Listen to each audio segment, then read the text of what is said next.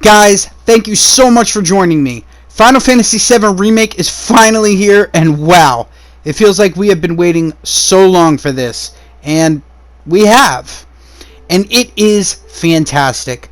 I was 11 when this game first came to PlayStation 1, and is easily in my top 3 games from my childhood. So let's take a look at how the remake stacks up.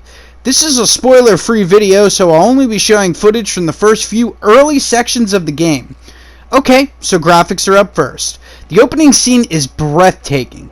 Doing a flyover of Midgar is a very faithful recreation of the opening scenes of the original game. It is breathtaking to say the least, and overall the game looks spectacular, but it's not without flaws. Some of the background textures look muddy and unfinished, as if they expected you to be so captivated by the character models that you wouldn't notice. This door in the background here looks like it's straight out of a PlayStation 2 era game. That being said, the character models do look amazing, as do the animations. In combat, magical flare goes flying around the screen like it's the freaking 4th of July, and it's epic. Overall though, aside from some pixelated textures, the game is still a graphical marvel to behold. Next up is sound. The voice acting is solid, and the musical score is on point with what you'd expect from a Square Enix game. Violins swell and bass drums pound as you do battle with your foes.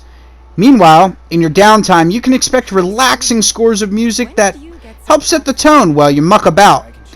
NPCs have side convos you can listen into and gather clues from.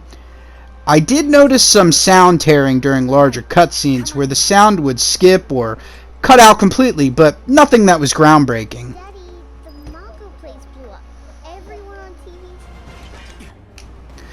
Now, let's take a look at gameplay. Combat is now action-based rather than turn-based. You press the attack button for light attacks and hold it in for heavy, but there's much more to do than just mash buttons. You can switch up between 2 fighting styles. An example is Cloud's Operator stance versus his Punisher stance. The latter seeing you move more slowly, but attack power is greatly increased. You can also pause the combat to use items and cast spells, and with a press of a button, switch characters. All this leads to very tactical combat, and each enemy requires, at times, a well thought out plan to defeat.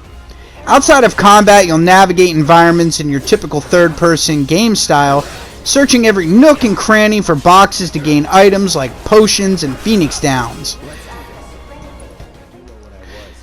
Your weapons and armor can be equipped with materia to give your characters buffs in battle or new spells.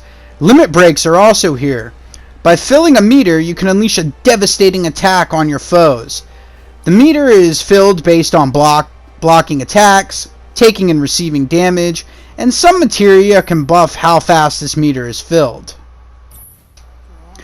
This all adds up to a grand experience that frankly is very satisfying and a blast to play through. Some enemies I did find frustrating, especially the airborne ones, but overall the gameplay was solid. I only have one major concern, and it's this game episode based releases. Square has been very hush-hush on when they will be released and how much they will be. Could be years before we see part 2. And if the price is another $60 US, that's a bit concerning considering with the original we got the full game at a single price.